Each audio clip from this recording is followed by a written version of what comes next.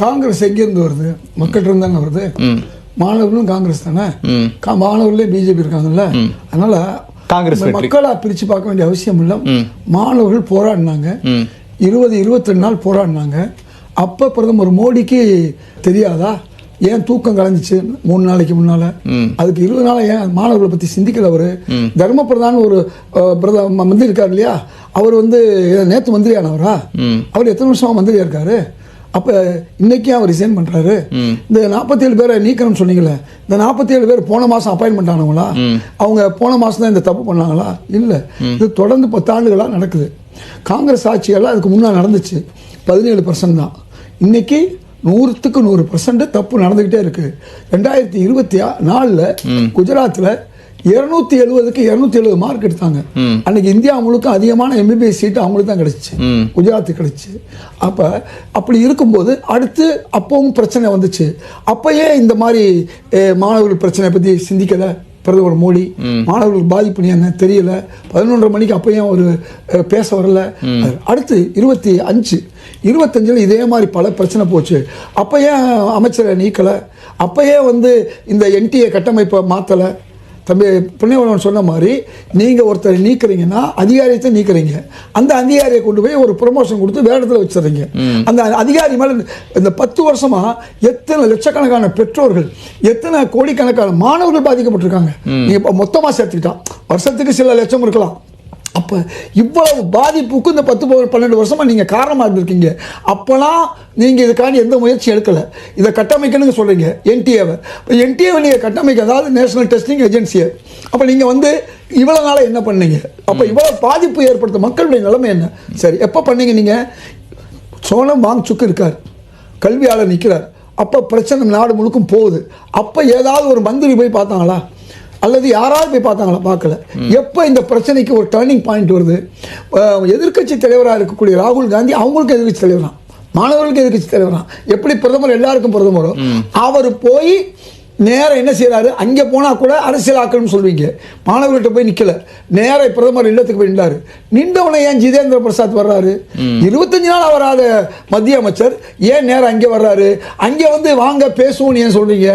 இதே காங்கிரஸ் பார்லிமெண்ட் துவங்குறதுக்கு முன்னால பேசணுங்குது, ஏத்துக்கல. சபாநாயகர் அறையில போய் நேர போய் உட்கார்ந்து சொல்லுது. அப்ப சபாநாயகர் என்ன சொல்றாரு தெரியுமா? இல்ல நான் மேல கேட்கணும், கேட்டு தான் நான் விவாதம். இந்த விவாதத்துக்கு அவங்க தயாரா இல்லை. அன்னைக்கு விவாதத்தை வச்சிருந்தா இந்த வேலை இவ்வளவு நடந்திருக்காது. சரி, ஏன் மாணவர்கள் எதிர்த்து போராட வந்தாங்க? அமைதியா போராடினாங்க. 22 நாளைக்கு மேல அமைதியா போராடுறாங்க. என்னைக்கு சோனம் வாங்சுக் அவர்களை நீங்க கூட்டிட்டு போய் சிறை வைக்கிறீங்க, ஆஸ்பத்திரி சிறை. அதை இன்னைக்கு 2 வீடியோ போட்டிருக்காரு. என்னை ஆஸ்பத்திரி கூட்டு வரல, என்னை சிறை வச்சிருக்காங்க, யாரையும் என்னை பார்க்க விடலைன்னு இன்னைக்கு 2 வீடியோ அவர் போட்டிருக்காரு. அப்ப ஒரு போராட்டக்காரரை போய் அநியாயமா கொண்டு போய் வச்ச உடனே மாணவர்கள் கொதித்து எழுதுறாங்க. அந்த முதல் நாள் சம்பவம் நடக்குது. அந்த சம்பவம் நடந்து கூட தர்மேந்திர பிரதான நீக்கணுங்கிற எண்ணமோ அல்லது 47 பேரை நீக்கணுங்கிற எண்ணமோ எதுவுமே உங்களுக்கு வரல.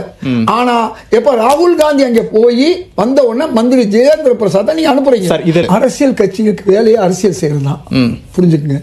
எதிர்கட்சி வேலை எதிர்ப்பது தான், விமர்சனம் பண்ணது தான்.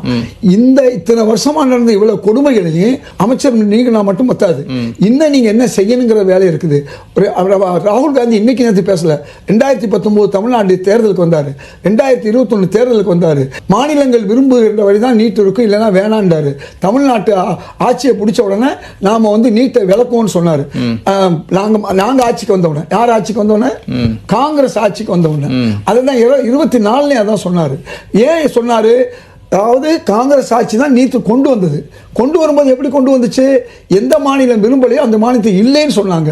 அப்ப எப்படி ஜிஎஸ்டி கொண்டு வரும்போது ஒரே ஒரு அமைப்பு 1 அல்லது 2 தான் வச்சுக்க முடியும், அதே மாதிரி கொண்டு வந்தாங்க. கொண்டு வந்தப்ப இதை ஏன் எல்லா மாநிலத்துக்கும் நீங்க கட்டாயப்படுத்துறீங்க? அதையும் நீங்க போய் உச்ச நீதிமன்றத்தில் கொண்டு போய் இதை கட்டாயப்படுத்தி முடிச்சிட்டீங்க. இப்ப நான் என்ன கேட்கிறேன், இப்பவாவது காங்கிரஸ் சொல்லக்கூடிய 2 விஷயம். ஒன்னு, நீட்டு விரும்பாத மாநிலங்களுக்கு கூடாது அப்படின்னா தமிழ்நாடு இனிமே போராட வேண்டிய அவசியம் இருக்காது. இன்னொரு விஷயத்தை ராகுல் காந்தி சொல்றாரு, நாங்க காங்கிரஸ் கட்சியில தான் கல்வியை மாநில பட்டியலிருந்து மத்திய பட்டியல் கொண்டு போனோம், அதை திருப்பி மாநில பட்டியல் கொண்டு வாங்குறது இன்னைக்கு ஒரு எதிர்கட்சி தலைவரா அவர் இந்நேரம் பிரதமரா இருந்தா நடந்திருக்கும். அவர் லீலண்டா போறாரு. அப்ப ஒரே ஒரு போராட்டத்தோட முடியறது இல்லை எதிர்கட்சிங்கிறது. அங்கேதான் தவறு. என்ன தவறு? நான் சொன்னது தமிழகம் விரும்பலைன்னு சொன்னா தமிழகத்துக்கு நீட்டு கிடையாது. இன்னைக்கு இருக்கா? இல்ல பிரச்சனை தானே. இன்னைக்கு தமிழ்நாட்டுடைய போராட்டத்துடைய முனைப்பு வேற, டெல்லியுடைய போராட்ட முனைப்பு வேற. இப்ப கருப்பாம்பூச்சி கட்சி இன்னைக்கு கூட அவங்க என்னமோ கேட்டாங்க, நீங்கள உடனே அந்த அமைப்புலாம் மாறிடுமா? நாளைக்கு எதுவும் நடக்கும். இனிமே இவங்க என்னதான் செஞ்சாலும் ஒரு விஷயம் யோசனை பண்ணுங்க. மாணவர்களுக்கு ஒரே ஒரு பிரச்சனை, எதிர்கட்சிக்கு எல்லா பிரச்சனையும் சேர்ந்து தான் கொண்டு போய் இது பண்ணணும். சார் இது மட்டுமல்ல, நாங்க பாராளுமன்றத்தில் 4 விஷயத்தை கையில வச்சோம். அதுல இந்த கோயில் பிரச்சனை, நீட்டு பிரச்சனை, எல்லா பிரச்சனையும் வச்சிருக்கோம். நான் என்ன சொல்ல வர்றேன், இந்த ஒரு பிரச்சனையில ஒரு மந்திரி வெளியிட்டாரு. இப்ப ராமர் கோயில் பிரச்சனை இருக்குங்க, இந்த பிரச்சனை இன்னும் முழுசா முடியல. நல்லா நாங்க கேட்கிறது, நீட் எந்த மாநிலம் விரும்பலையோ அதை சேர்த்துக்க செய்யும். அந்த மாணவர்களுக்கு இன்னைக்கு நிறுத்திட்டாங்க. எங்க பிரச்சனை சொன்னா, எந்த மாநிலம் நீட்டை விரும்பலையோ, இப்ப தமிழ்நாடு அதிகமான மருத்துவ இடங்கள் இருக்கு. நம்ம மருத்துவ வட இந்திய மாநிலங்கள் அதுவும் முக்கியமான விஷயம் தானே. அதனால எதிர்கட்சியை பொறுத்தவரை இந்த ஒரு பிரச்சனை மாணவர்களுக்கு, எதிர்கட்சிக்கு இந்த நீட்லயே பல பிரச்சனை இருக்கு. இது இல்லாத பல பிரச்சனை. ஒரே வரிதான். ஏன் எதுக்குறோம்னா, நம்ம மாநிலத்தில் அதிகமா இருக்கு மட்டுமல்ல, அந்த 15% தான் சொன்னார் இல்லையா, ஒரு மாநிலம் இல்ல 30 மாநிலங்களில் 15% எடுத்தா எத்தனை %? குஜராத் அதிகமா போனதுக்கு காரணம் அதுதான். இந்த 15 270 மார்க் குஜராத்துக்கு மட்டும் போட்டதன் விளைவு 2024 பெரும்பாலான இடத்துல அவங்க போனாங்க. அதான் முக்கியம். தொடர்ந்து எல்லாருக்கும் புரிஞ்ச ஒரு விஷயம், முன்னாள் முதல்வர் ஸ்டாலின் பிரதமருக்கு எதிராக கருப்பு பலூன் விட்டாரு, கருப்பு கொடி தான் காய்ச்சாங்க.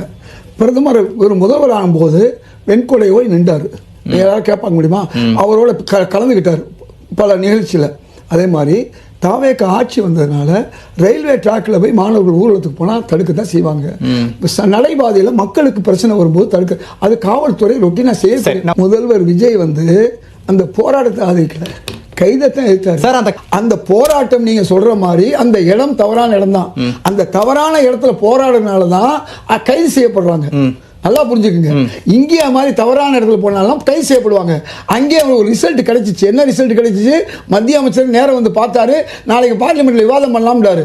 அடுத்த நாள் பார்லிமெண்ட்ல விவாதம் பண்ணும்போது தான் மல்லிகார்ஜுன கார்கே தெளிவாக சொன்னாரு, நீங்க இவ்வளவு நாளா ஏமாத்திட்டீங்க, இப்போ இந்த 3 கோரிக்கை, மாணவர்களுடைய கோரிக்கை நீங்க சொல்லாத வரையும் நாங்க விவாதத்துக்கு தயாராக சொல்லி முடிச்சு. அதாவது இந்த விஷயங்கள்ல மிக முக்கியமான விஷயம், தொடர்ந்து இந்த அரசு, மோடி அரசு யாரை மதிக்கல.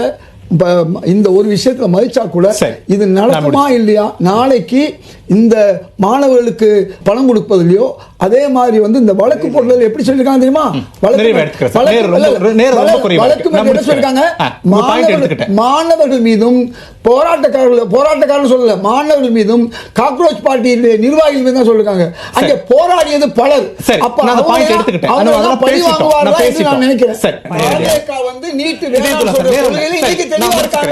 திரு நிர்மல் குமார் தெளிவா சொல்லிட்டாரு, ராஜினாமா